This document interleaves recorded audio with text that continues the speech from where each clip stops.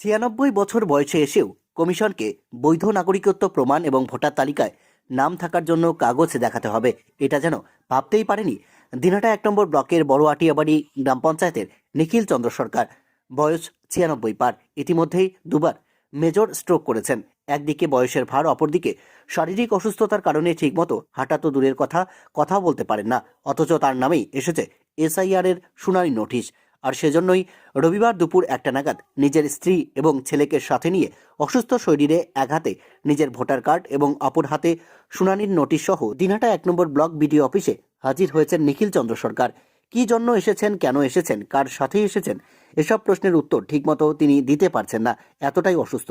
তবে তার ছেলে নিমাই সরকার বলেন, তার বাবা বিগত যত নির্বাচন রয়েছে সব নির্বাচনেই অংশগ্রহণ করে এসেছেন, কিন্তু এসআইআর ঘোষণা হওয়ার পর কমিশন ২০০২ সালের যে ভোটার তালিকা আপলোড করে সেই তালিকায় তার বাবার নাম না থাকায় তাদের আজ এই বিড়ম্বনায় মধ্যে পড়তে হয়েছে। তিনি আরও বলেন, অসুস্থ বাবাকে নিয়ে তিনি আজ প্রয়োজনীয় সমস্ত নথি জমা দিয়েছেন। তার পরিবারের বাকি সকলের নাম থাকলেও তার বাবার নাম এভাবেই বাদ যাওয়ায় খানিকটা কমিশনের বিরুদ্ধে ক্ষোভ প্রকাশ করেছেন নিমাই।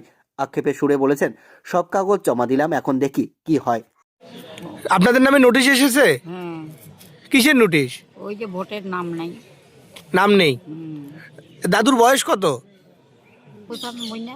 96। 96 বছর। আপনার বয়স কত? ওর বয়স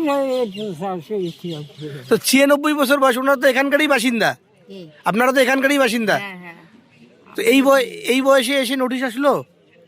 আমার তো নোটিশ আসেনি। এনার নামে এসেছে। হ্যাঁ, কি নাম আপনার? আমার নাম আভা সরকার। ওনার নাম? নিখিল সরকার। আপনার স্বামী? হুম।